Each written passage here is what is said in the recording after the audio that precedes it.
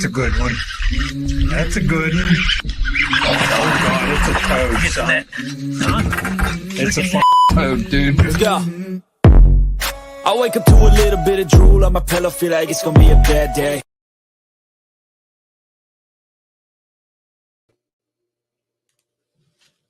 What's going on, folks?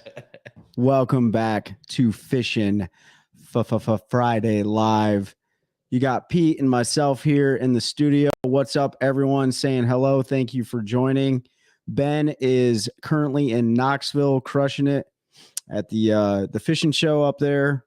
We're super jealous, but at the same time, like, we're super grateful that we get to be here with you guys. And speaking of Ben with OneCast Fishing, head on over to OneCastFishing.com. Use the code TheOneCast. Get your hands on some of those snagless jigs. We got the pre-spawn coming up. The spawn, it's a great time to bed fish with jigs, so you can join the snagless revolution with those jigs, the weedless net heads, the soft plastics, the apparel to include, well, I'm not wearing one, but it's down there. You can't see it. I got one. Our podcast apparel is on there as well. Podcast Apparel, yeah. So go check those guys out at OneCastFishing.com. Use the code TheOneCast to save some change. Pete. What's up, Ben? He's on there now. He's wrapping up the show for the day. Hope it was a good one, man. Yeah, glad to be here. Make sure you guys also head to CarolinaWatersNC.com. Use the code TheOneCast there as well. Check out all their awesome apparel, hats, performance wear, hoodies are there. We've got some new stuff coming here before too long, but make sure you stock up. Their t-shirts are super comfortable. I wear one all the time.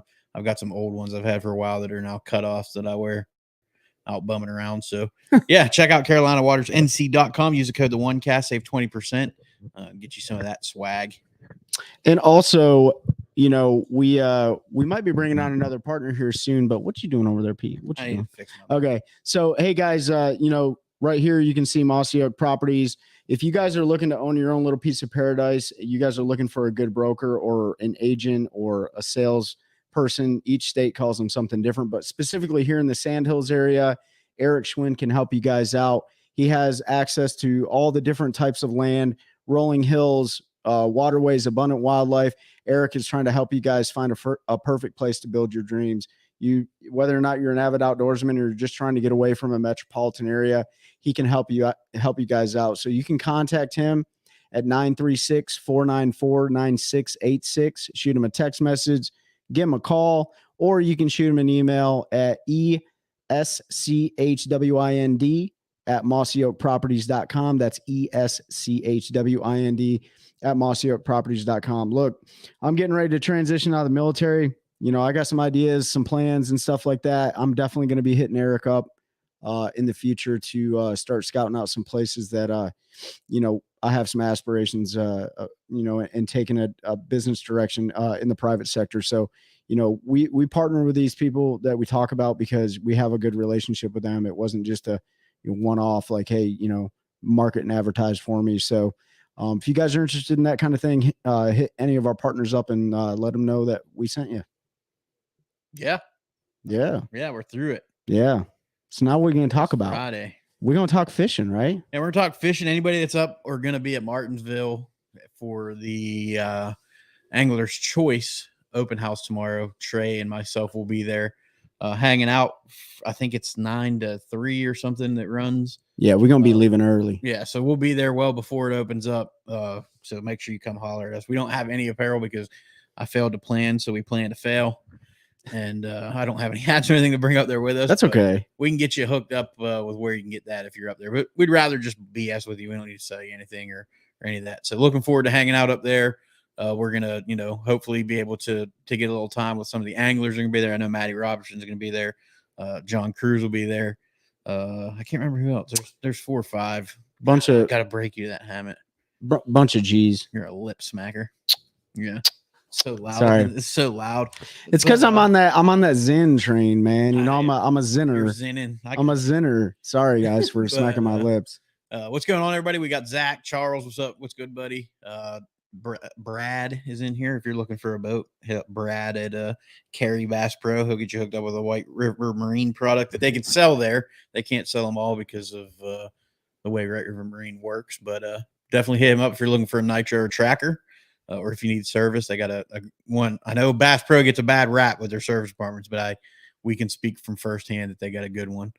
Justin, Enchanted Mounting Fishing is here watching y'all. Welcome. Yeah, Justin. appreciate it, Justin. But yeah, we were going to talk fishing, man. Pre-spawn's coming. I know. We got some warm weather here, and it's had me itching. Really wanted to be out there today, but I had to get truck serviced and do all that kind of admin stuff that I've been putting off for whatever reason. So I was hanging out at the dealership getting all that done forever. And you did not feel like fishing today either because you just needed to chill a little bit. I had to put a good half day's work in and get a good return on investment for my 6 hours of labor. No, I worked today. And Pete's right. The weather was, man, it was like brutally perfect, if that's a saying. I think it was high as 75 here today, and it just felt right, but unfortunately we weren't able to get out, but that's okay because, the weather is turning in our favor. The weather is turning in all your guys' favor. Pretty much all across the East. The guys in the North, I'm so sorry, you're probably going to deal with it for a couple more months, but and I talked to some of the guys that are getting ready to start their practice for Logan Martin with the MPFL. Yep. Talked to them today. They're pretty optimistic about it. They got some pretty good weather. I think one of the days, I want to say it's maybe Friday, maybe showdown Saturday. They're going to have a little bit more inclement weather, some high winds and stuff like that. But it appears it could be a slugfest down there. So part of the Coosa River system, those guys are going to be, chasing spots and chasing largemouth and stuff. So it's going to be pretty exciting. So if you guys are new to the show, or if you haven't heard or don't follow the National Professional Fishing League, great group of, owners, presidents, anglers, the staff, the whole 9 yards. They're great people. So give them a follow and check them out, because I think you'd be pleased with the product they put on. The other thing I wanted to say is while we're talking, because I know Pete and I are going to talk fishing and stuff, slam us with questions in the comment section, because we want to, talk to you guys directly. So if you got any crazy questions or anything like that, which I think we already got one. Tell us about the blade fish. I'll tell you about the blade fish. What's the blade fish? Is that like a species, or are you talking about a bait? That when you caught, right? We can tell you about it. It's the most boring fishing ever. And so I was out there with Trey. We went out to Sharon Harris because Lake Trey fishes. And no, I'm just kidding. Trey was out there because with the weather and stuff we've had, it's probably the lake that is the easiest to fish, most stable, set up the best. And we should have taken more video, because we could have just disproven all of the forward-facing sonar. I'm gonna go grab the bait.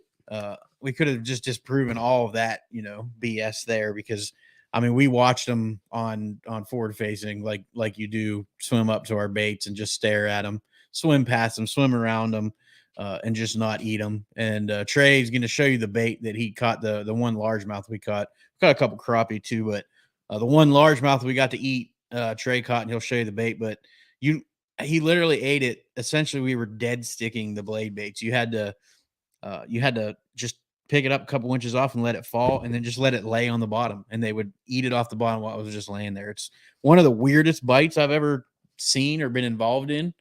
But they ate it, and he's had some success. I yelled at Trey, and I just lip smacked so loud.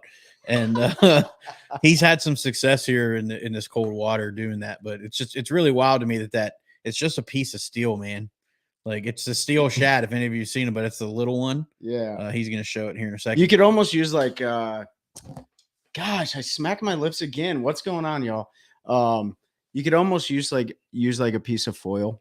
You probably, and then put some troubles on it. Because again, it was literally just laying on the bottom, and they were slurping it. That's the bait. So it's the little steel shad. I think it's called the Steel Shad Junior or something. I don't have any yet. Of course, I was looking at them after that day out there, because I kept having them swim up to my tail spins and swim up to my blade baits, and they didn't want nothing to do with it. So now Trey's got the camera focus. Oh, my bad. Uh-oh.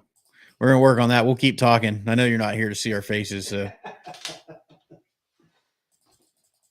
Oh, geez. You broke it, man. I broke the camera. You did. See what you guys made me do. I broke the camera. There it is. We're back. We're back and fixed now. But yeah, it was wild, Brad. So that little blade bait just laying on the bottom, like literally not even moving it. You would pick it up and they would look at it and then you just have to leave it there. And that one he caught, it was just laying there for like a minute. We were just BSing, watching all the fish stare at my bait and not eat it. And he was like, "Oh." Well, the interesting thing about it, so I throw that blade bait on a really small, I throw it on, anywhere from 6 to 8 pound fluorocarbon to a 20 pound, Cortland line is what I use exclusively for braid. And, I put about 4 feet or 4 or 5 feet worth of fluoro up to on my spool. And you don't have to, I guess, if you had like a bait finesse system, which I do, a lot of rod companies make a bait finesse system, but it's just such a small bait. And you'll see a lot of guys out there in the cold weather, they'll be snapping, like a jig and spoon, or they'll be snapping a blade bait and stuff. I haven't had a lot of success with that. Maybe it's the way the presentation is or whatever the case may be. But besides, so yeah, dead sticking it and barely moving it, and you're going to catch a lot of species with that. And that actually makes the trip a little bit more fun, because if you're just trying to target largemouth, like, you could get your feelings hurt. But so you catch a lot of crappie, you catch a lot of bluegill in like 35 feet of water. But you also catch them scoping it. Well, first of all, it shows you how frustrating watching fish are. I think, did you already mention that? Yeah, I did. Super, super frustrating. But then, the 7 pounder I caught a couple days ago or so, that was a fluke situation where I just saw that fish suspended in about 5 foot of water, or he was suspended in 35 foot of water, but he was about 5 feet below the surface. And usually when you get the big feedback like that, a lot of times it's like a big crappie, because they just have so much surface area. I really thought that I was casting in a crappie, because the way that the fish was positioned. I'm starting to get a little bit better at like making out their tails and stuff like that now, especially when they're swimming. But man, it took about 15 casts, and when I got it, I was like, wow, that's a big crappie, till its head came up. And then I was like, oh wow, this could be a giant. So it's not the most preferred technique, but if you're looking for bites in the wintertime, especially here in the Carolinas, like, it's a good way to do it. Justin said I started making muskie and trout lures for a winter hobby because I live in PA. I'm from PA, and it's nothing but massive rainstorms and crazy snow. All it does is rain in PA. Best thing I ever did was leave that state. I'm at the point I'd rather be homeless in North Carolina than live in my house in Pennsylvania. You can live in the garage, bro. I'm gonna move into Trey's garage. I already have half my stuff stored here, so I might as well keep myself here too. What's going on, Andrew? I was looking at the new Rapala today. They're bigger and wider profile. Oh yeah, is that V blade or whatever they call it? I think I have one. Is that the one that came out last year? Or they released another one. I've got 2 boxes of blade baits, and I can only find one of them. I don't know where the other one went. Charles said, I got a question. With the evolution of electronics and bass fishing, along with the growing opportunities for youth tournament fishing, is becoming a professional angler and competing at the highest level a young man's game now. I think that they definitely have an advantage because they're learning the technology basically from the time they start fishing, but I don't know that it's a young man's game. If anybody has the time to put in to learn the technology, then they can compete at the same level. The real advantage is that it's kind of like with computers, right? Most of us here, I'm assuming, are around the age where we grew up with computers. Like, we had computers in elementary school. I think I was like 2nd grade when we got our first home computer, maybe 1st grade. So I was always on there, playing around and figuring out how to type and doing all that stuff. And you look at my dad and then like my grandparents who are all gone now, but they had no idea how to work that stuff. It was like learning a second language to them. What's up, Grandma Pete? That's gotta be Mike Johns. But so for the youth anglers, I think they have an edge because naturally they're learning that as they grow up. But I don't necessarily think it's a young man's game, because if somebody's serious about becoming a professional angler, they're going to put the time in to learn that technology, doing just stuff like Trey and I. You get an afternoon, run to your local lake and just put a couple hours in on it, figure out what fish look like and your baits and all of that stuff. So it definitely takes a learning curve. What I will say, Charles, we've talked about how they're not going to ban forward-facing sonar, and they're not going to ban it. But I fully believe they are going to do something about forward-facing sonar. And the cool thing is it's new. It's still fairly new technology. I say that it's 10 plus years now. It's been out, but they have a clean slate to work from. So they could do all kinds of cool things. So I want to do an episode about this, but I'll throw it out there for anybody that's on live now. Like, I had a couple ideas. You could do only certain tournaments. It was allowed. You could do every angler, since there's eight tournaments on the elite season, each angler can use it only in 4 tournaments, and you have to pick the 4 that you use. They could make it where you can only use it the first 2 days of competition, and once you make the first cut, they take it away. I absolutely believe they're gonna limit the number of transducers because eventually, yeah. Because let's be honest, part of all of that tech and them running it and using it and showcasing it is to make sales. Mm-hmm. Most people aren't able to buy 4 or 5, 6 forward-facing transducers to mount. The big thing I saw this year is guys are mounting them off their power poles, not their power poles, their jack plate, like, oh yeah, like live side imaging. So that's cool if you have the money to do it. If I had the money to do it, I probably would, just because it's neat. Like, I think I could see the utility there, like what it would be, but you're not selling that to the average angler, right? And these guys have to be salesmen. So at some point in time, they're going to step in, they're going to regulate and say, hey, maybe one transducer for sure, maybe 2. But then there's fun things they could do with the different events. So forward facing is not going anywhere for anybody that hates it, doesn't like it. If you're anti forward facing, like, it's not going anywhere. It doesn't put fish in the boat. Trust me, because if it did, Trey and I would have had 40 pounds easily Tuesday with the fish that we watched. They could have been catfish. They could have been. So can I chime in on Charles' comment real quick? Yeah. I think Pete nailed it on the head with the young man's game as far as the learning curve has gotten a lot smaller, and they do have an advantage with technology. Here's where I think the OGs and the more experienced people, mid-30s or whatever, coming into it to become professional anglers, I think here's where they have an advantage. I think they have an advantage in the business mindset, right? So we talked about it with Hal Abshire. The modern day handshake a lot of times has went from this to now this, the handout. Well, a lot of people know the industry is not that big. In fact, it's almost kind of getting smaller with a lot of these big companies soaking up these smaller companies. The handout methodology for business doesn't work. Maybe for some people. And if you come from money, I don't hate on you for that. You're fine. But when it comes to business and maneuvering through relationships and negotiations and stuff, I think the older experienced anglers, even those that aren't fishing the pro level, I think they always will have an advantage over the youth. So I think it's a little bit of both. Yeah. So I knew I had more to my thought. So I'm a little scatterbrained tonight. So what I was getting at is as the rules around the technology develop, and if they start making changes, the advantage is going to go back to the guys that know how to read the water and know how. Yeah. Here's the thing: a lot of these kids, and if you're one of our young people that are watching, and I could probably name names. If you don't know how to read water and catch fish without forward-facing sonar, you're not going to make it. Yeah. Like, it's great. You can go out there and scope and you can stare at fish and you can catch them. That's awesome.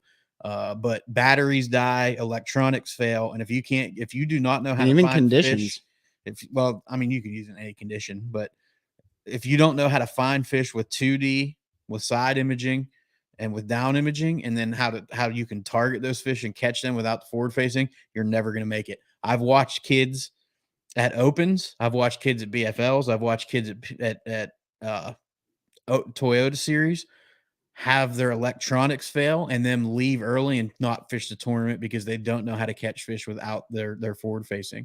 So if you're a young angler and you're listening to this, shut that thing off and learn how to catch fish without it, and then worry about learning how to use it, because it's not hard technology to use. There's little intricacies with it. For anybody that has it, if you don't have it, if you do have it, like messing with settings, but a couple days on the water, a couple good solid days where you're just targeting stuff, you can get her pretty dialed in. And then it's just spending time figuring out exactly cast distances and that type of thing. Like, but it's not this huge revolution and like super hard thing to learn, like a cell phone was for our grandparents. Like there was a lot more to learning that. This is still sonar on a fish finder. There's some things with, with transducer angles and things like that. But where we're lacking with young folks and kids coming up in the sport is they do not know how to go out and catch fish without it. It's becoming a crutch. And they're gonna fail. Like kids are 1000% setting themselves up for failure. What's up, David? I'm glad you were able to jump on, even if it's just for a minute. I saw you were going to Ike's charity dinner tonight, so have fun at that, man. That'll be a good time. Mike Johns just throw a buzzbait and call it a day. Absolutely. If you're going pro, you have to do it all, and what someone else has can't be your excuse why you don't catch fish. Exactly. I agree with that. I want to say that I've seen a lot of younger anglers try to emulate someone else instead of creating their own shadow. But you know what, man, like at the end of the day, that's just self-selecting to take yourself out of the running to qualify for something. So, everybody has to create their own path. And if you want to follow in someone else's, you may have success, but that's on you at the end of the day. That's why the beauty of this is you have a choice to choose to do it or not. You got to figure out your own angling style and what you are. As soon as like Trey said, and JT Tompkins, we had him talking about it. Like you can't go out and try to out G-man or out Patrick Walters or out David Fritz. You got to figure out what your strengths are and then build on that skill set. And unfortunately, and I'm not saying all young anglers, but a lot of young anglers, their skill set is forward facing. And when you get away from that, they struggle. And there are tournaments, not like there used to be, but there's still some where it doesn't play a role. That's like right. Sabine River, for instance, Sabine River. Yep. Sorry, people get mad when I say it wrong, but I do because it gets people fired up.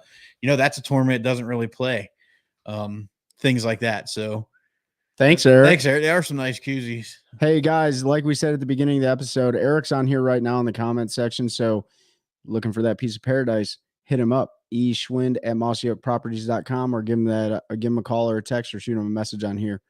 But yeah, so forward facing, Charles, great question. I don't know that the kids have an advantage. It certainly lessens the learning curve of learning forward facing sonar because they've grown up with it. But like I said, I'm confident that if I put a week in on the water every day and concentrated on it, that I could be pretty close to, I'm not going to say I would be like a Patrick Walter or somebody with it, but I could go out and hold my own much better than I can now because I haven't made it a priority. Yeah. I grew up using something Trey's about to show. Most kids, if there's any youngins on here, they won't. Well, yeah. So let's talk about that for a second. So, just having forward facing sonar isn't the end all be all. You guys talked about it in the comments, knowing the water, knowing the bait fish, knowing the ecosystem, knowing the weather, knowing your boat, knowing your capabilities, all that stuff. But I still use old school techniques. And so who in the crowd still has marker buoys in their boat, right? The OG orange ones, or sometimes they look like a dumbbell. You drop those down. Float marker, Dan Vaughn said. Yeah. Analog waypoint. I like analog waypoint. I use one for my lure retriever. But so that's a good idea. Yeah, I wrap it, or I tie a lure retriever around it in case I drop it in the water and it floats. So the marker buoys or the float marker, it's a great way for you guys. So even if you are using forward facing sonar, and this is where I've really seen it, summer patterns. And I know we're fast forwarding because I want to talk about some pre-spawn baits, but summer pattern, offshore fishing, big schools of fish. If you have that kind of body of water, I've seen it to the point where forward facing sonar, in my opinion, and it could be totally inaccurate, but in my opinion, where forward facing sonar sees the fish, I see them on side scan, I pull up, I look at how active they are. Are they moving around? Are they not? And then I shut it off. If I bomb it out there and I drop a marker buoy on it, I bomb out a deep diving crankbait. And if I start catching them, I don't turn that forward facing sonar back on until I stop catching them. It helps my neck. What's up, Ada? I hate looking down at a screen. If one was built into my sunglasses, that would be pretty dope. But we ain't there yet. The Apaches are the only ones that got that, the Apache pilots. We're So gonna have HUD sometime. yeah, we'll have a heads up display sometime. So the old marker buoy is a great trick for just turning that forward facing sonar off. I mean, some guys are, if you're good enough or you know exactly where a ledge or a hump or a rock pile and stuff is at on your local body of water, you don't need it. But for me, I like to use it sometimes. I like to bring some of those old tricks back so that I force myself to shut that forward facing sonar off, because there's a time and place for it. So just wanted to throw that out there. I know a lot of people have kind of gone away from these, but I still see them occasionally on the lake, and they definitely play a role. I just use water bottles because it looks like trash. Nobody knows what you're doing. I don't want none of you whole buzzards sliding in there. Yeah.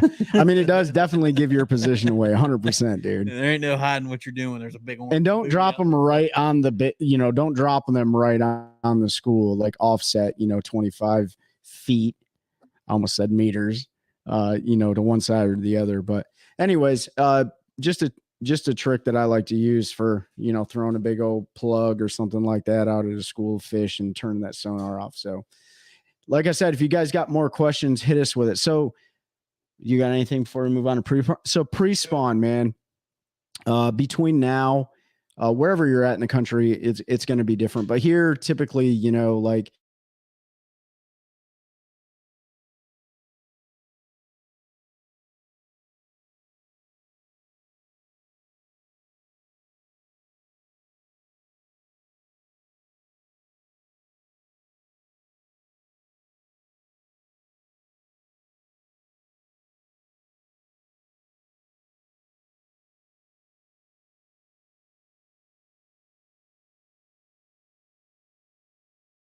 or they're probably spawned out.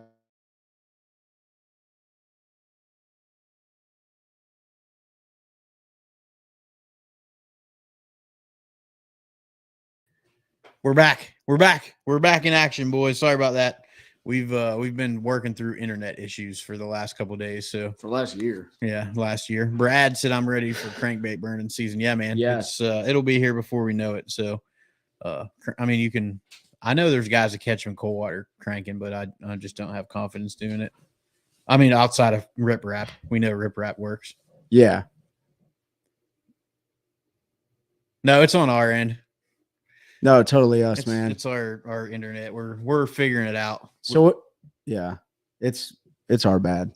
I mean, not really a whole lot we can do about it, but what's your favorite pre-spawn bait? What about colors? Any tips or advice you have for some of the deeper pre-spawn bite? Yeah.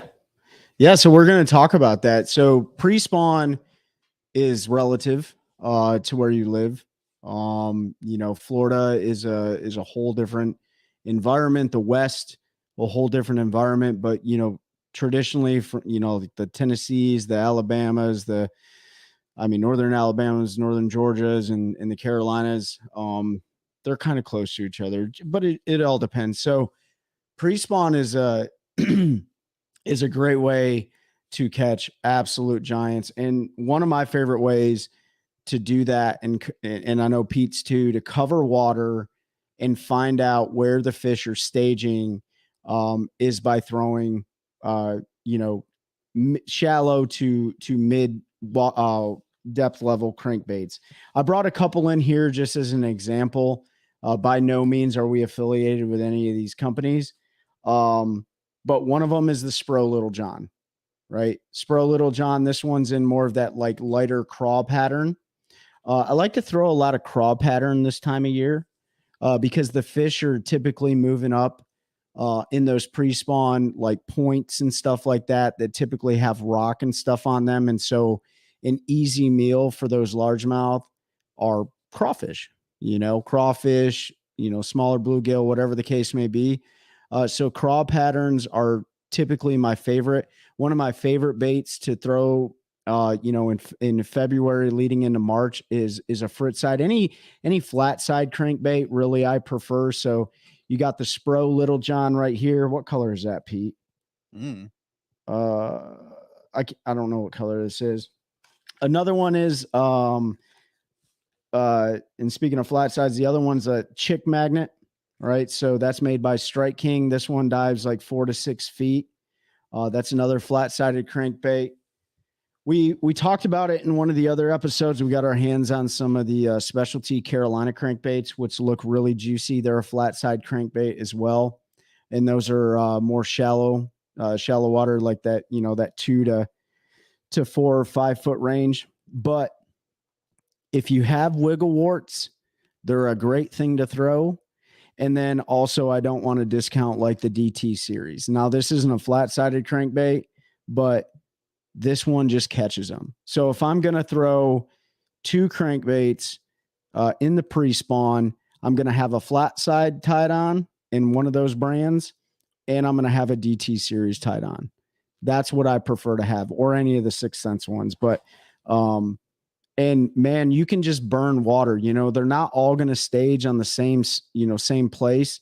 So that's where covering water is really important. Being able to, chuck that crankbait out there, figure out where they're loaded up at. You maybe catch 1, you maybe catch 2 out of there, especially if you're practicing for a tournament.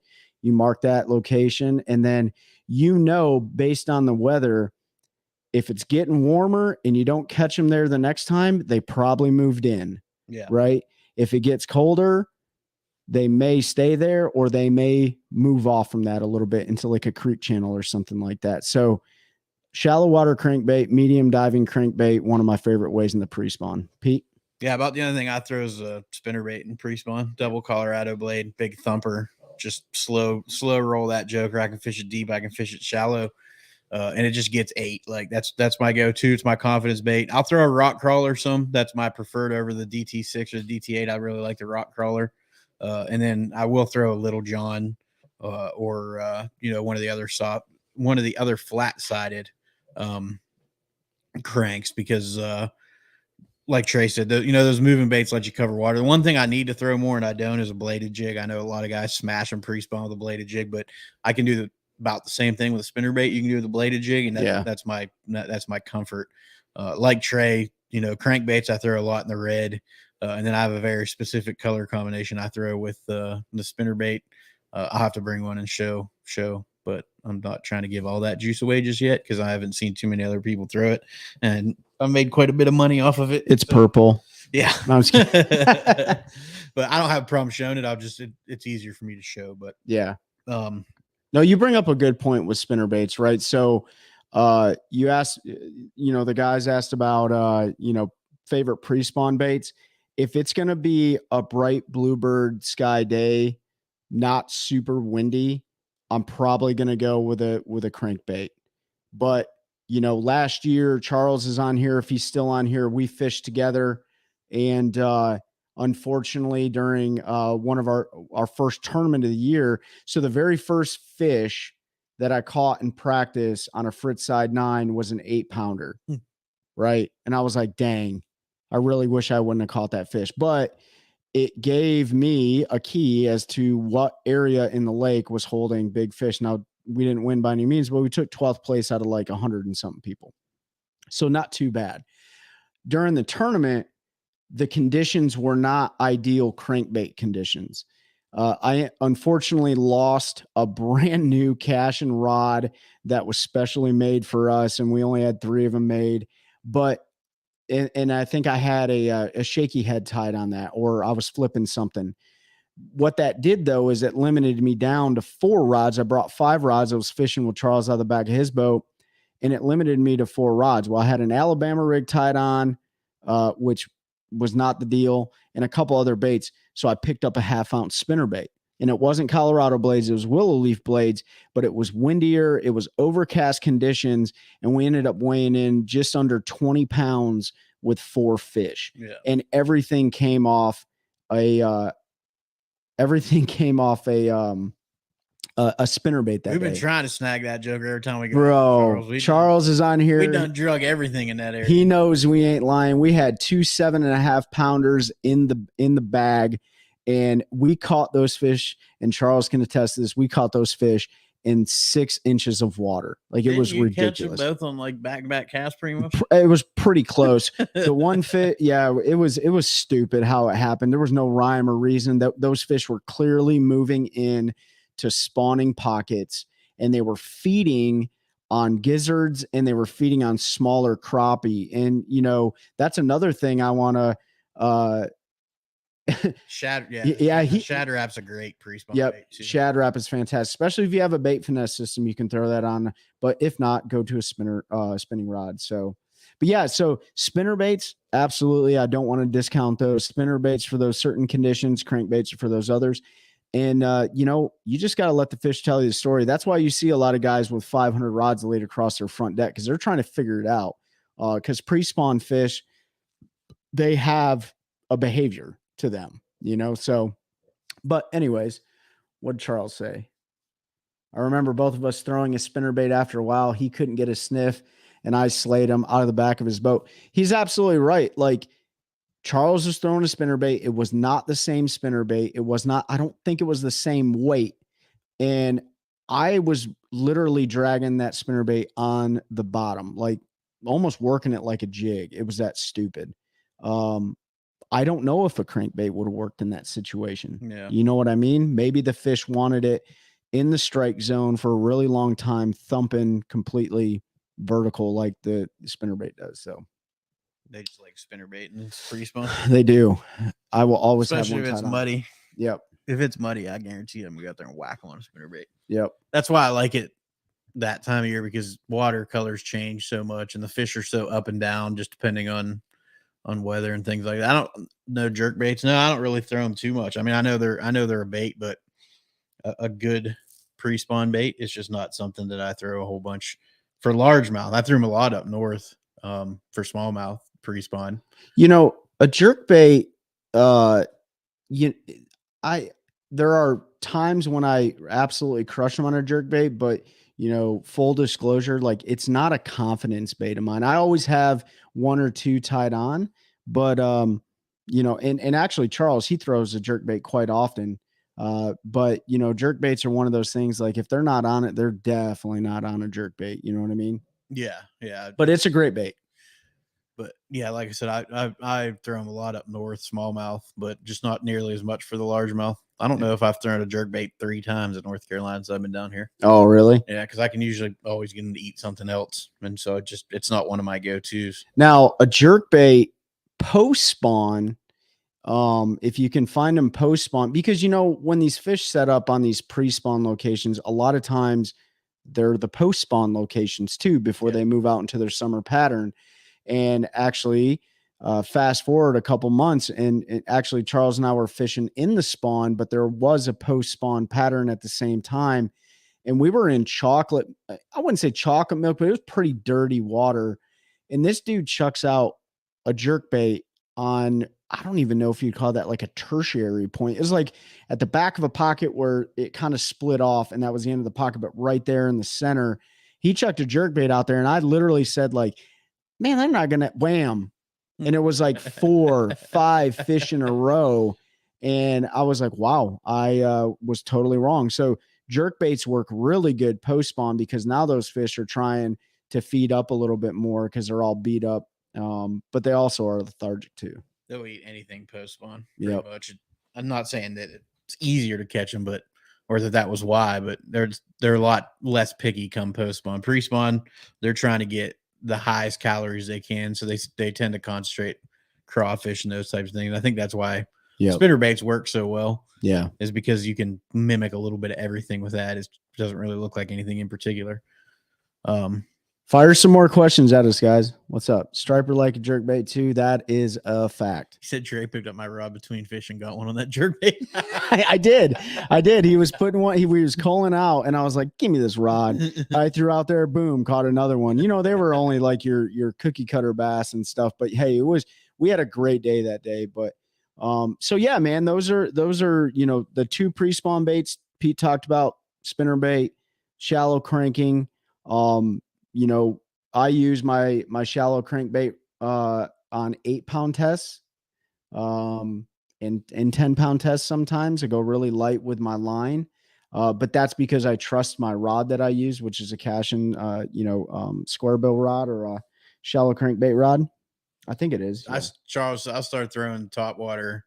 I'll throw it a little bit as soon as I see 50 degree water because I've caught them on a buzz bait as soon as absolutely 50. Yeah. But I'll really start throwing it as soon as I see a fish on a bed, because they'll start eating it while they're up there making their beds, while they're on the beds. A lot of times the top water will make them mad, especially a frog or something. And then from then on, I'll throw it anytime the conditions or the situation's right. A frog, a popar. Yeah, popar. Which I had no confidence in until a day on Mayo last year where we smashed them, and now it's like one of my favorite top water baits to throw. I smashed them on Norman. Yeah. One day too on it. On a rain. It was a rainy, like shouldn't have really been a top water day. And I threw everything in the book at him the first 15 minutes. Yep. Or first hour and couldn't get bit. And I picked that popper up and I was like, I'm just gonna see. And made a cast to a dock edge, popped it, let it sit, popped it, let it sit, and like 2.5 pound spot, smoked it, and I just went the rest of the day just smashing fish on it. Oh yeah, it was fun. But yeah, just that became a favorite of mine. And then I know like the bang lures or your prop baits, especially around the spawn. And if you fish locally like Harris or the rivers or anything like that, where you have, structure you can throw to, they seem to work really well in those situations. Favorite frit side color, I don't know the name of it, but it's the ghost craw or the craw or whatever the orange craw one is. Yeah, I like the What's up, Jeff? What's up, Terry? I like all their, so the three colors that I traditionally throw in the frit sides. You got the natural shad pattern, sometimes the sexy shad pattern, and then the deep red, color. And then I like the chartreuse one when the water's a little bit more muddy. The most memorable lure you bought with expectations that turned out to be a dud, the helicopter lure. Huh. What was the helicopter lure? The helicopter. That was, I don't know if it was Bill Dance or one of them came out with the helicopter. It looked like a dang tube, except Terry said, "Hey, Pete and Ben, it's Pete and Trey." You got the names wrong. But it was, the helicopter lure. I don't remember, but they did all the hype stuff. It was like the infomercial when I saved a bunch of my Roland Martin was a helicopter lure. That's right, Brad. I saved a bunch of my like birthday money or whatever, and I ordered it off the infomercial, called the deal, like gave them all the information, waited for weeks for it to come in the mail, and I don't think I ever caught a fish on one. So I'm trying to think of a dud bait. Banjo minnow, dude. I still smash one of banjo minnow. I mean, I make my own now, but banjo minnow gets 8, bud. Come on, Matt, you ain't throwing them enough. Let me see. I'm trying to think, man. Tiger so okay, color. Is that the frit side color tiger, Jeff? Is it fire tiger or just tiger? I'll have to buy one now. I don't think a chatterbait is a dud, but I can tell you that I used it for a couple seasons and I had marginal success with it. And I pretty much kind of just don't fish it that much anymore. So not really my favorite, like modern lure. The flying lure. Yeah, man. I forgot about the flying lure. That was another one. All those infomercial lures back in the day. Was that the one that like kind of did like the flying fish deal? Now I'm gonna go back and look at what that one was. Yeah. Double bladed buzz bait, super dud. Man, I don't own one. When they eat them, bud. But like it's one of those things that I think mine was anything Guggen baits. I can't knock, man. If I'm having a really tough day, I'll put a bandito bug on and flip it, and I pretty much guarantee I'll get a bite. It's just something about it. Chatterbait, yeah. I mean, a chatterbait, I've had a ton of success on it, but I haven't really thrown it much the last year and a half or so. It's just hula popper. They just eat a hula popper too. That's that old school bait. I told you got to have the like half melted skirt on the back. Yeah, and I think all mine are that way. I think I have like 2 hula poppers in the package and 2 jitterbugs in the package. I'll tell you what's a dud on those things is the skirt and are the hooks. Yeah. But the bait itself actually has I work like a hula popper. I don't know if I can do it anymore. I haven't thrown it in so long, but like the way I work a popper is I work it like a walking bait. But yeah, I don't really throw it. I'm going to try and throw it this year. I think you're right, Cody. I think they do come with melted skirts. Yeah. So, hey, jitterbugs, man, like jitterbugs are fire, dude. I think we should make a really sexy modern day jitterbug. They have one. What's that called? It's that bait I bought. It's $45. We're gonna make one for $9.99, dude. That Walker. Ain't nobody got money for that. Walker Super Junior is like the modern day buzzbait. Absolutely. It wasn't $45. Hula poppers and jitterbugs were both my they were my two top water baits when I was growing That was up. like all I threw when I Yeah. was little was a That's all you jitterbug. had. It was like you were catching northern pike, you were catching bass, you were What's up, catching Dave? everything. Yeah, You're catching yourself. old jitterbug on a spinning rod. That's man. right, Just go out there dude. and whack 'em. Straight mono. The red worm with the 3 hooks embedded. I remember those two, Jeff. Hey, what about that Z-Man Hellraiser? Wasn't that the bait? It was called Hellraiser? Yeah, I mean they'll eat it. I don't I think I have one. I threw it. I've never had any success. Yeah, they'll on eat it. It's good bait. Yeah. With the spinner on the front. That's right, Jeff. That was wasn't it Cream or somebody that made those pre-rigged with the 3? They basically had 3 like bluegill bait hooks in the I got one on the wall out there actually. Then you Yeah. get it with the little spinner in the I used to catch so many bass. Said the headbanger. I know some guys that have thrown the headbanger and have caught quite a few fish with them. I just never had any luck. Or no, I don't think I ever even bought one. Smithwick Devil Horse Lures Rock. Yeah, they still bite the old Devil Horse. Those pre-rigged they do still I catch. bet they do. Hellraiser never caught a fish. I've caught them on the Hellraiser, but I feel like it's a smallmouth bait. Like they really like it up north, and then the spotted bass like it. I feel like you could catch tarpon or something. Brad, shut up with the sluggos, man. Wasn't that me and you that had the conversation? I got a whole bunch of I caught sluggos. so many fish on the sluggo back in the day. Sluggos, God, man. dude, the original sluggo when that came out, that was like a cheat code up north. Mm-hmm. You throw that joker. They had the big ones I would throw for pike that were like the 12 inchers. Yep. Oh, hold on, I'm going back through. We had a bunch of comments come in. Meps inline spinner with a bucktail. Oh yeah. A Devil Horse. Yep, that's a great bait. Hellraiser never caught anything. Yeah, the Hellraisers work really good on schooling spots. Yeah, I think we were talking about it, Brad. And then I had to go on the website and I saw they were still making them. So there are too many baits to remember. I mean, who still throws a rooster tail? You know what I mean? Those catch fish. I wonder if anybody ever uses a rooster tail in a tournament. Right. You know what I mean? The Jerky J. Yeah. Oh yeah. I don't have any of those now. Yeah, you do. Do I? Yeah, I gave you some. Where do they go? That's that bait we use for Tamiki rigs. Oh yeah. That's jerky. Yep. Yeah, the old Jerky J. It's a great bait. Yeah, it's dude, fishing's getting better. It's getting more exciting. Tournament season's getting ready to pop off. What are some of the baits that you guys don't throw that you're going to throw and try to build confidence in? That's my question to you guys. Rooster tail for trout all day. I still smash them on a banjo minnow. Well, I call it a banjo minnow. It's the same deal. I just take a screw lock and screw it into the eye of a fluke and then run my hook through it. And it's the exact same thing as a banjo minnow. Yeah. They eat it, man. Insider tips there, especially spotted bass. They really like them. But I think the banjo minnows making a comeback. I think I saw something. The Kurg? The Kredge? Yeah, man. Jonathan, I can't wait to get my hands on one, honestly. You're talking about the Kredge, Jonathan, right? The jerkbait that swims backwards, got the upside down bill. What was those worms? He's like, dang, autocorrect. Oh yeah. I don't remember what those worms were, Jeff. They were straight when you threw them in the water, they would roll up. Oh man, what were those called? I never threw one, but it was definitely a gimmick. Oh, you talking about the ones that they were promoting last year, hardcore online? No, that was a rig. There used to have somebody had a worm that was a straight worm, but when you threw it in the water, it reacted and it would roll up like a roly-poly. So it had its own motion, and then when you jigged it would straighten back out. Yeah, it would roll back up on itself, but only when it was in the water. I don't remember who made that. What was that worm that they were promoting last year that it would sink down at the bottom, but it would like fold back up on itself every time? Yeah, that's Lawless is the name of it. Yeah, I can't remember what they called that rig. Yeah, Lawless lures. Live lure similar. Yeah, there's Zach said it right there. Lawless. Yeah, we said it at the same time. Jonathan, yeah. He said I bought them like a sucker. Have you caught anything on them? I know everybody. I think he's talking about the old ones that rolled up. Did you ever catch a fish on those ones?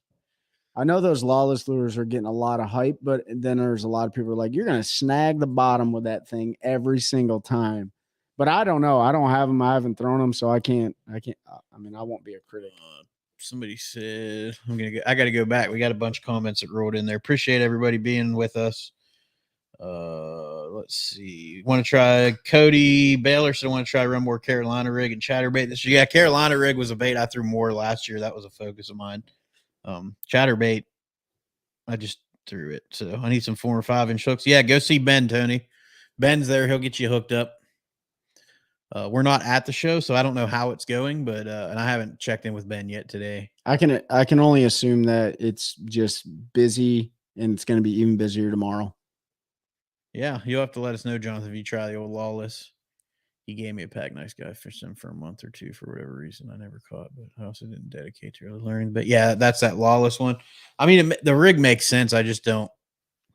I mean, I guess it makes sense. There's a lot of things that don't make sense that work, like the old chicken rig that's out there now. And that's the challenge. Like when you get your hands on a bait, and you know what the fish are kind of eating on.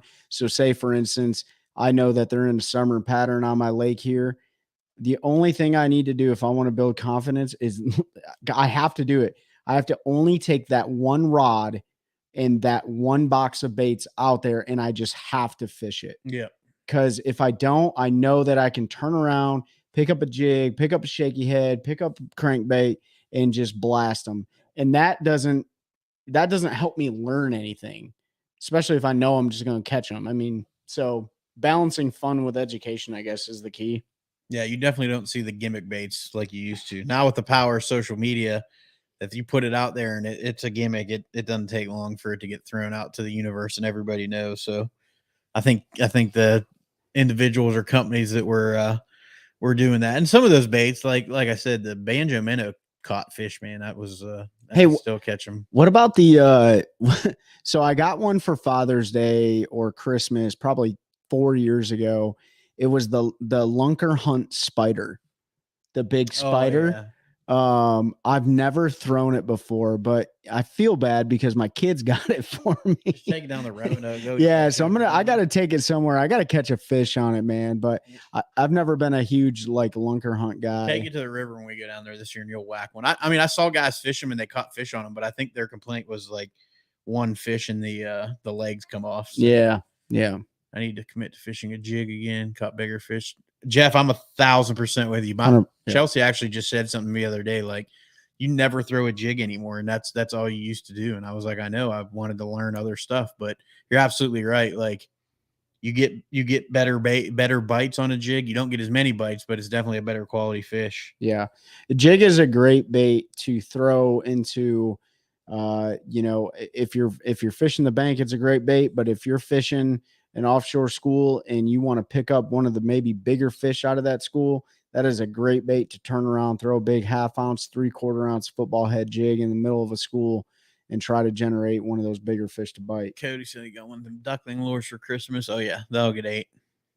Great spawn bait in Florida, the spider. That's Mike John said that. Yeah. You know what's nice about a big jig too?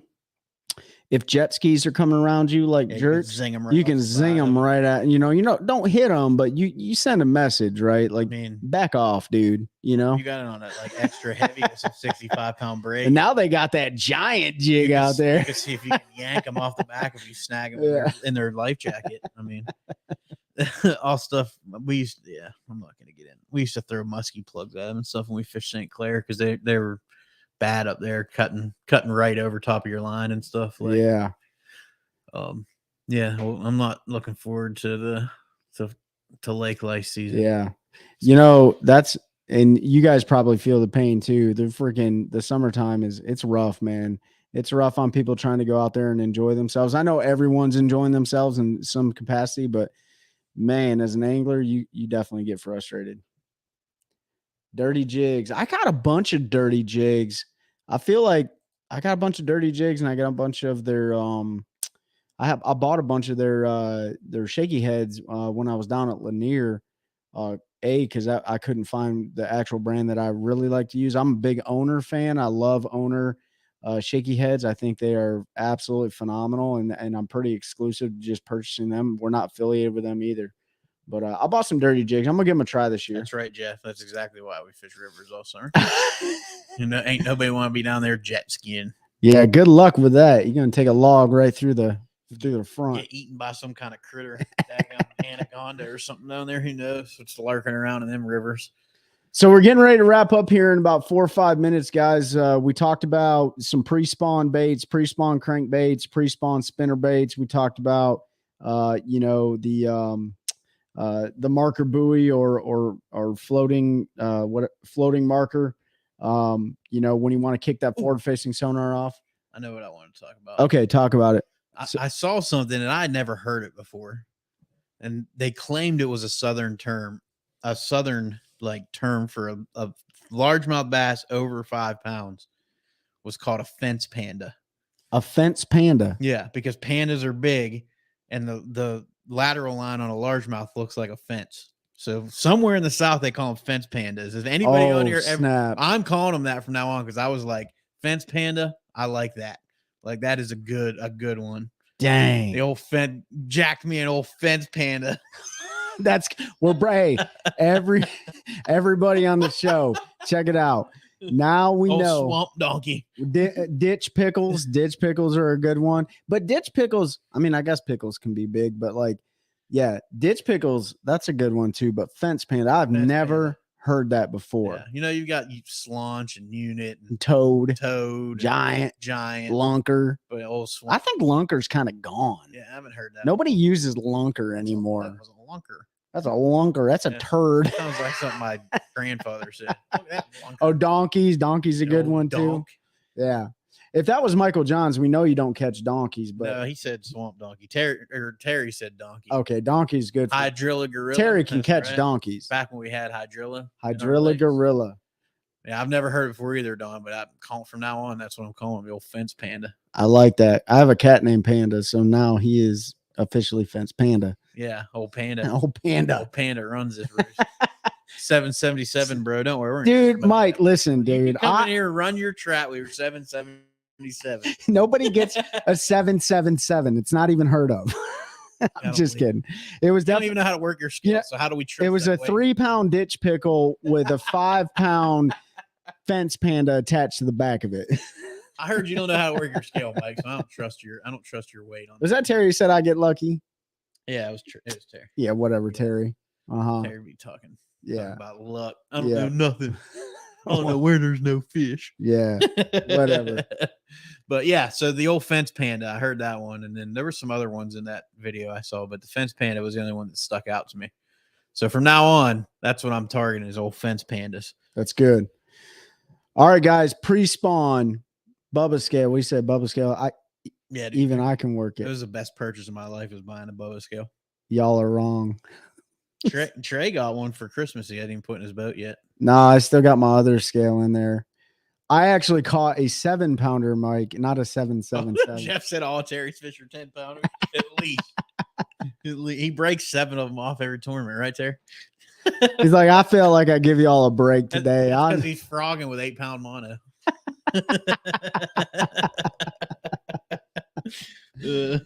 Oh man. Yeah, dude, I've gone through I don't know how many Rapala scales, Cody. I've had mine for 4 years, man. It hasn't failed me. Yeah. Mine always never worked. So I bought a Bubba and I'll never look back because that thing is sweet. Yeah, I got both now. So we're gonna take fish. We're gonna put them side by side we're gonna weigh one on the Rapala scale and we're gonna weigh one on the Bubba scale and see which one comes in closer. We'll let y'all know. So I know what I did it with. I did it with a 5 something in the river last year, and the Rapala was off by almost a half a pound. Yeah, heavy, and the that's because Bubba was dead on. Yeah. Well, no, I mean I weighed it in a tournament, so whenever I got it to the certified scale, I went back and looked at my Bubba because I had it saved in there, and it was almost dead on. Okay. So I was pretty happy with that.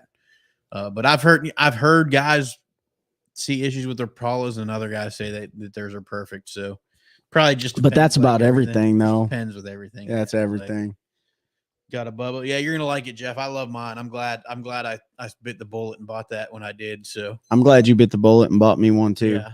Merry Christmas. But, all right, y'all. Well, that's an hour. We got a early drive to get up to Martinsville. Again, if you're in the area, we're going to be at Martinsville, Virginia at the Anglers Choice Open House tomorrow from 9 to 3, I believe is the official time. They're going to have angler round tables. I think there's free lunch. They got a bunch of sales and stuff. So Be vendors up there too. vendors. Yeah. So if you're close, you want to come hang out, see some boats, see some baits, hear some anglers, rap with us. We'd love to see you. Like I said, we'll be there for the event tomorrow. Looking forward to that. Other than that, I think that's the last show that we'll be at for this year. And then we'll have NPFL. We'll have an event we'll go to. I'll be marshaling one of the classic or one of the Elite Series events. So we'll keep everybody up to date on that if you want to hang out one day. But as soon as we pick the NPFL event we're going to, we'll let everybody know. That way, if you're in the neighborhood, we were talking about maybe trying to set up like a meet and greet one night, have some food and BS talk. We get an Airbnb, we get one with a grill, then we just barbecue and that's right. do our own thing. Yeah. And then if you get food poisoning, it's Ben's. No, I'll be on the grill. But hey, I do want to give a shout out to Hal Abshire. We had him on a couple episodes ago. He's the reason that we got the invitation to go up to Anglers Choice Marine in Martinsville, Virginia. So we really appreciate Hal. We appreciate Randy up at Anglers Choice. And hopefully if you guys are in the area, we see you there. If not, hopefully we see you on the water this season. And tournament season's getting hot and heavy, man. So we're gonna have a lot to talk about. That's right. So appreciate y'all. Make sure you check out all of our partners. We'll have a new one we're going to be announcing here soon and help us continue to grow a culture of anglers, helping anglers one cast at a time. That's a good one. That's a good one. Oh, God, it's a toad, son. It's a toad, dude. Let's go.